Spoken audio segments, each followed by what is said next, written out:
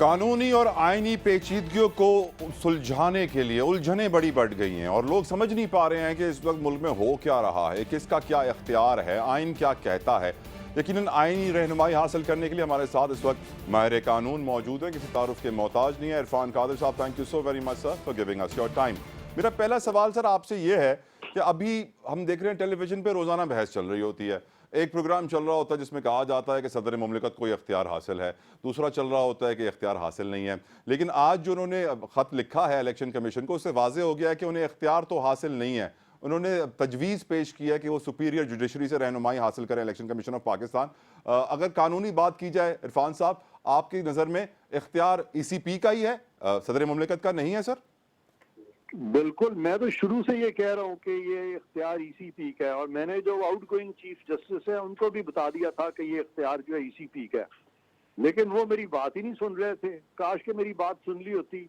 आज सदर पाकिस्तान ने भी कह दिया कि इख्तियार जो है वो ECP का है, तो इसमें तो कोई अमर माने ही नहीं है कि इख्तियार किसका है। अब सवाल ये पैदा होता है कि क्या ECP को अदालतों के सामने जाना चाहिए इस मामले के आगे बढ़ाने के लिए? तो ECP को आइन में कहीं नहीं लिखा कि ECP अदालतों से रहनुमाई लेगी। इलेक्शंस अदालतों का काम ही नहीं है। ECP बना ही इलेक्शंस कराने के लिए, तो ये मामले जो है ECP ने खुद तय करने हैं। सदर को ये चिट्ठी मैं समझता हूँ लिखनी ही नहीं चाहिए थी। उनके जो मशीरान हैं उन्होंने सदर को गलत मशवरा दिया है और सदर का जो एक हाई ऑफिस है जो कि सेरेमोनियल भी है और बड़ा हाई ऑफिस है, उसका जो एक साख है वो डेफिनेटली मजरू होती है जब सदर को इस तरह के मामलों में इन्वॉल्व किया जाता है। सदर की बहुत बड़ी पोजीशन है और हमारी चूंकि पार्लिमानी जमहूरियत है पाकिस्तान की, जो कि वेस्टमिंस्टर मॉडल पे है।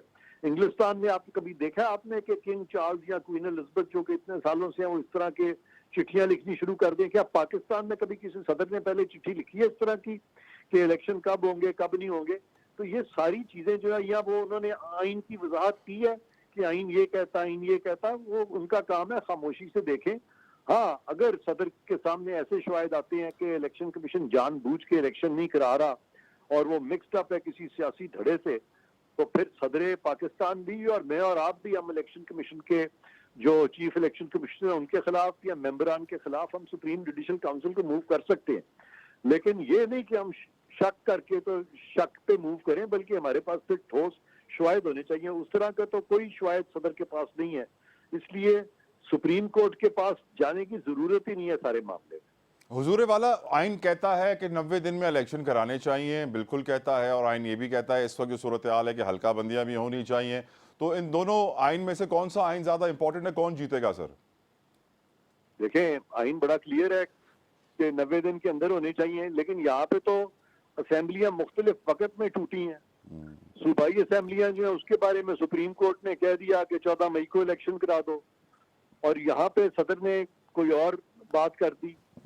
इन हालात में सुप्रीम कोर्ट ने आइन को वायलेट भी किया क्योंकि सदर ने कह दिया कि ये इलेक्शन सारे इकट्ठे होंगे। तो इसलिए इसमें इलेक्शन कमीशन का तो कोई कसूर नहीं है ना। और ये तो एक यूनिक सूरत हाल पैदा हो गई है ना, जहाँ पे कि जरूरत है कि सारे इलेक्शन इकट्ठे कराए जाएं, और फिर यहाँ पे सेंसस हो गया है, अब डिलिमिटेशन जो है वो प्रोसेस भी कंप्लीट होना है, तो जब वो हो जाएगा तो इलेक्शन हो जाएंगे। और आइन यही कहता है कि अगर उस मुद्दत में ना भी हो तो आइन उसकी सजा तो नहीं देता ना कि उसकी कोई सजा किसी को मिलेगी, बल्कि आइन कहता है कि अगर जो टाइमलाइन कॉन्स्टिट्यूशन देता है उस टाइमलाइन में अगर कोई चीज ना हो तो फिर भी आप उसको करेंगे, उसके बाद भी करेंगे। तो आइन ये भी रास्ता बताता ना कि उसके बाद भी किया जा सकता है। ये तो नहीं आइन कहता कि अगर उस टाइमलाइन में नहीं होंगे तो फिर कुछ लोगों को सजा होगी। इस बारे में तो आइन साइलेंट है ना जी। सर, किसकी क्रेडिबिलिटी ज्यादा एट स्टेक है, सदर की या इलेक्शन कमीशन ऑफ पाकिस्तान की? किसी की भी एट स्टेक नहीं है। एट स्टेक थी वो जज साहबान जो थे, वो 3 जो ओवर जेलस हो गए थे और जिन्होंने अपने ब्रदर जजेस की भी नहीं मानी, जिन्होंने मेरी भी नहीं मानी, जिन्होंने आइन की भी नहीं, कानून की भी नहीं मानी, और सारे प्रोसेस में बहुत वक्त जाया हो गया। और 24 मई उन्होंने डेट दे दी जो कि सदर पाकिस्तान ने खुद ही आज नफी भी कर दी है, और उन्होंने कहा कि वो डेट भी इलेक्शन कमीशन देगा, और उन्होंने कहा कि इलेक्शन भी सारे इकट्ठे होंगे। मैंने जब वो जो आउटगोइंग चीफ जस्टिस को बताया कि ये सारे इलेक्शन इकट्ठे होने चाहिए, तो वो बात सुनने को भी तैयार नहीं थे। आज वो साबित हो गया कि मैंने जो कहा था वो सदर पाकिस्तान ने भी कहा और सब यही कह रहे हैं। तो किसी का कोई कसूर उस तरह से, वो सुप्रीम कोर्ट जो था उस वक्त का, वो जो 3 हम ख्याल थे, उनका मेरा ख्याल है कि कॉम्प्रीहेंशन सारी चीजों पे नहीं थी उनकी। और वो जो चीफ जस्टिस आउटगोइंग है, वो हमेशा कंफर्टेबल उन वकला से रहते थे जो कि वो बात करते थे जो वो सुनना चाहते थे। तो लिहाजा उनको अगर ओपन माइंड से सुनते तो जो गलतियां करके जा रहे हैं वो गलतियां फिर ना होती। सर, नए चीफ जस्टिस से क्या उम्मीदें वाबस्ता कर रखी हैं आपने? मुझे बहुत उम्मीद है नए चीफ जस्टिस से कि वो फैसले जो है बिल्कुल सही तरीके से करेंगे और अपने जजेस से हम मशवरा होकर करेंगे और वकला को भी सबको सुनेंगे और जजेस भी अपनी मर्जी के वो अपॉइंट नहीं कराएंगे, वो बेंचेस भी अपनी मर्जी के नहीं बनाएंगे, वो वकला भी अपनी मर्जी के नहीं चुनेंगे। उनमें मैंने काफी ये चीज देखी है लेटली, उनकी कुछ स्पीचेस भी मुझे सुनने का मौका मिला है जिससे कि अंदाजा हो रहा है कि वो काफी चीजों को ऑब्जेक्टिवली देखते हैं। सर, जो मुल्क में इस वक्त सियासी माहौल है, फॉर एग्जांपल हर कोई जानना चाहता है इलेक्शन कब होंगे, चाहे 6 महीने में हो, 8 महीने में हो, 90 दिनों में हो, लेकिन तारीख का ऐलान तो हो जाए, क्लैरिटी तो आ जाए कि रास्ता क्या है। अब आपकी नज़र में नए चीफ जस्टिस के ऊपर ये वजन डाला जाएगा कि आप फैसला करें, आप हमारी रहनुमाई करें, क्योंकि सदर मुमलिकत ने भी यही लिखा है कि सुप्रीम जुडिशरी से कंसल्टेंसी की जाए, मैटर इज सब जुडिस। देखें, नए चीफ जस्टिस का ये फंक्शन नहीं है कि वो इलेक्शन की डेट दें या इलेक्शन कमीशन का काम अपने पास रख लें या खुद शुरू कर दें।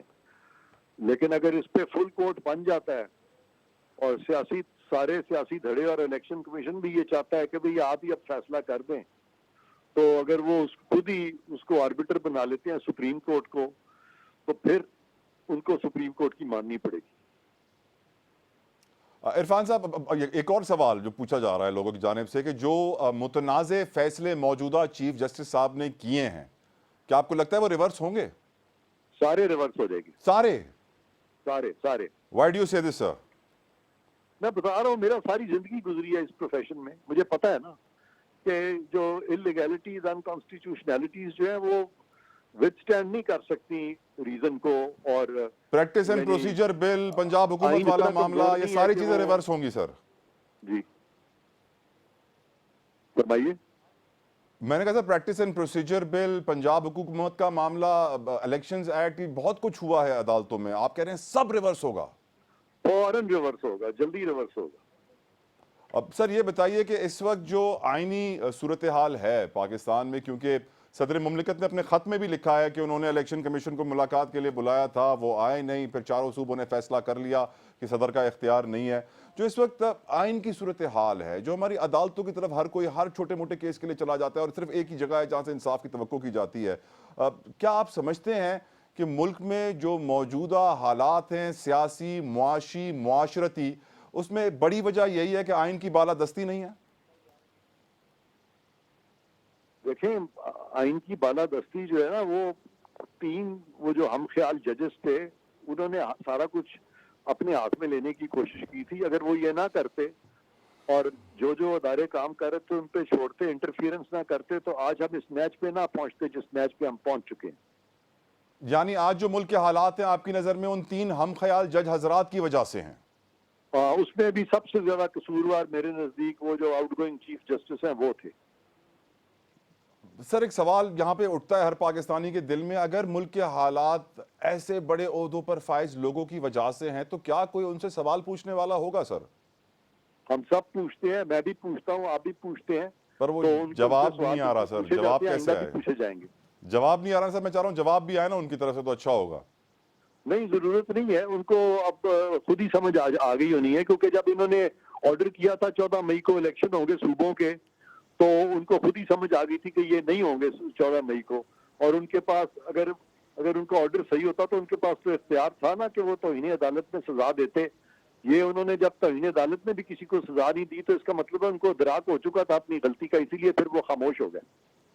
राइट, बहुत बहुत शुक्रिया इरफान कादिर साहब, आपके कीमती वक्त का बेहद मशकूर हूँ, लेकिन आपने यकीनन सारी मुश्किलात का जो बोझ है वो डाल दिया है मौजूदा चीफ जस्टिस ऑफ पाकिस्तान पे, 3 मेंबर बेंच पे, जिनकी जो आपके मुताबिक उन्होंने जो फैसले किए वो सारे रिवर्स होंगे आने वाले चीफ जस्टिस के हाथों से। लेकिन एक बात तो वाज़ेह है कि आइन क्लियर है, क्रिस्टल है, उस पर अमल दरामद होना चाहिए और इलेक्शन की डेट सामने आनी चाहिए। सियासी शतरंज में तब तक सूरत हाल स्टेबल नहीं होगी, क्लैरिटी नहीं आएगी, मुस्तकबिल नज़र नहीं आएगा जब तक इलेक्शन की तारीख का ऐलान नहीं होगा। यकीनन जल्दी हो जाना चाहिए ताकि लोग आगे की तरफ बढ़ें। एक ब्रेक के बाद सियासी तज्ज़ियाकारों से पूछेंगे मुस्तकबिल कैसा है।